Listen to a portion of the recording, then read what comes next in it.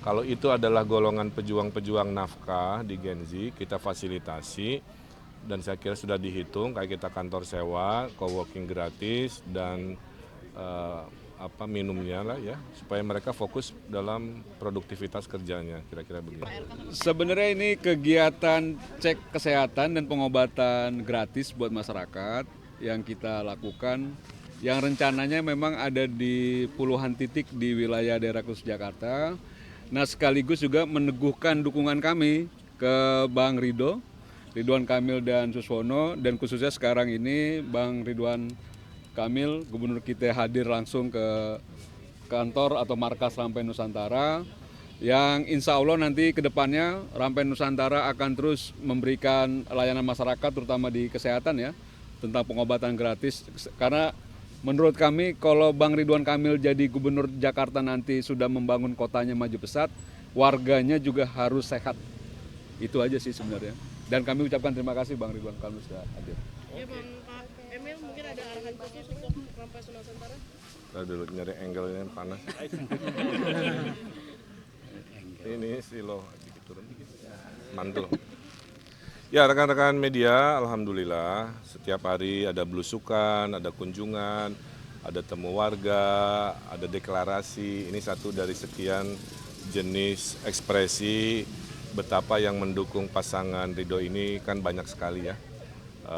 Bahkan ada beberapa yang langsung bergerak, tidak deklarasi, tidak masalah.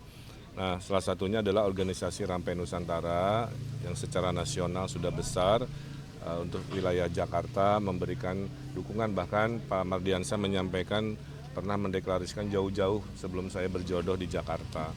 Saya haturkan terima kasih, salah satu program sosialisasinya sambil menolong masyarakat ya dalam bentuk yang namanya pengobatan gratis.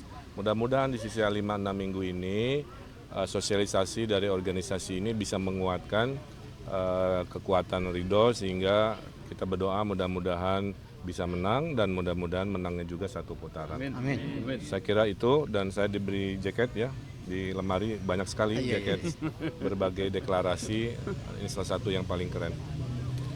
Lain-lain. Kemarin kan ada rencana mau bikin kartu pramu untuk para generasi Ya. Gen Z yang belum dapat pekerjaan. Mungkin bisa diceritain sedikit konsepnya itu bagaimana? Bukan gini.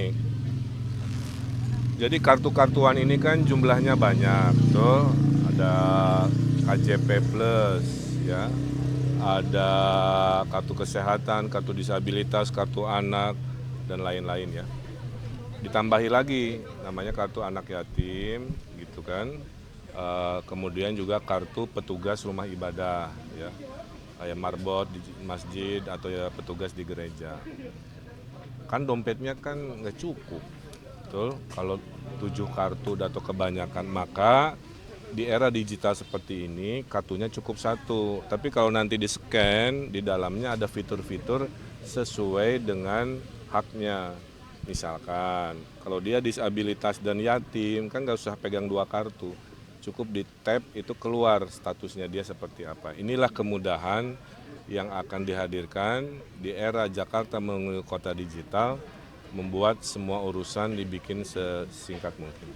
Kang menyambut debat semalam kan Kang Emil sempat memberikan satu program baru nih, coworking space yang gratis. Kang ini nantinya dibuatnya di mana sih, targetnya berapa titik dan mungkin Ya nanti titiknya akan kita tentukan. Jadi gini, Gen Z ini adalah generasi yang paling adaptif terhadap work from anywhere, betul?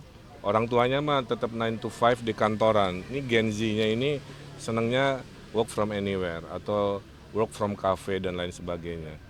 Itu biayanya para individual entrepreneur ini agak kerepotan curhat ke saya kan, karena harus nyewa coworking, sejamnya berapa, terus tidak ngopi, tidak kerja, apa istilahnya tuh ya, kira-kira dikalikan berapa cangkir kopi cukup membebani. Ya sudah, kalau itu adalah golongan pejuang-pejuang nafkah di Gen Z, kita fasilitasi dan saya kira sudah dihitung kayak kita kantor sewa, coworking gratis dan minumnya lah ya, supaya mereka fokus dalam produktivitas kerjanya, kira-kira begitu. terpisah dari anggaran RT RW 200 juta Itu nggak ada urusan. Kalau itu mah urusan wilayah namanya. Kalau ini adalah keberpihakan berdasarkan gender, bukan gender, berdasarkan demografi usia.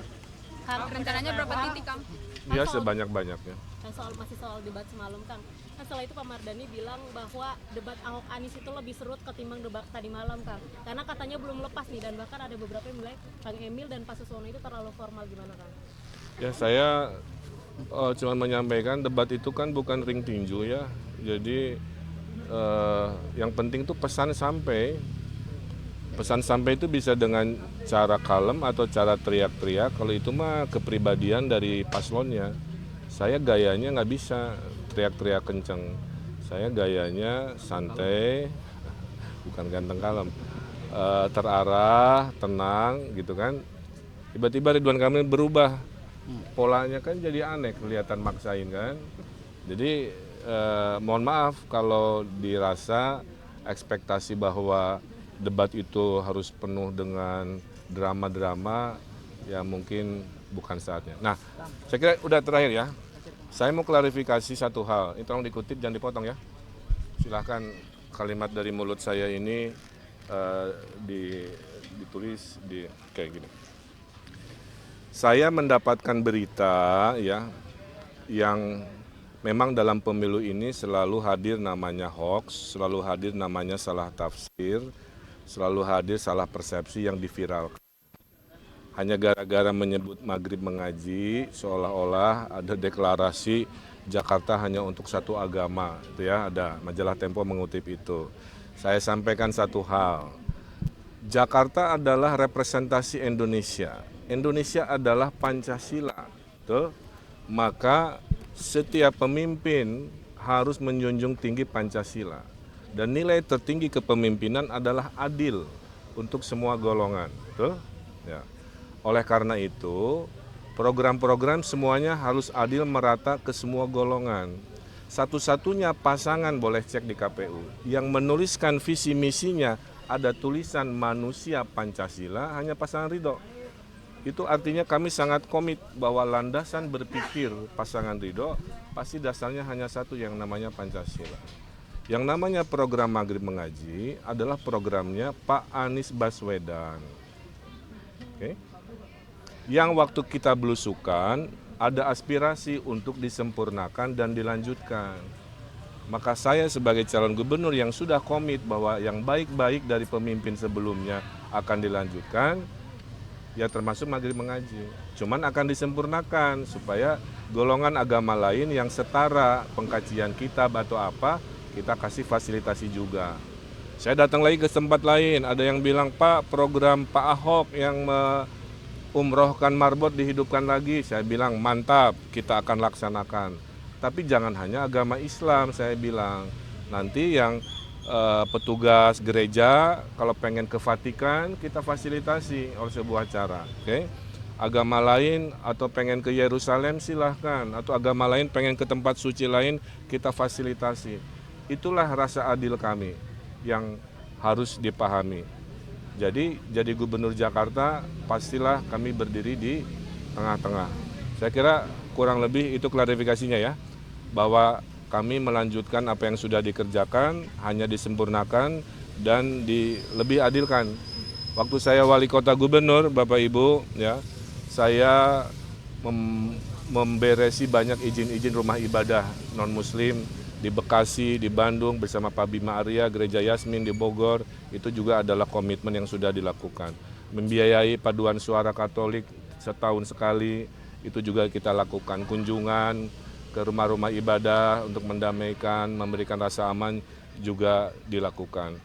Itulah contoh bahwa apa yang sudah dikerjakan tetap akan kami kerjakan. Mohon warga Jakarta jangan termakan oleh komen-komen atau hal-hal yang memecah belah harmonisan kita, khususnya di musim pemilu yang penuh dengan kecurigaan.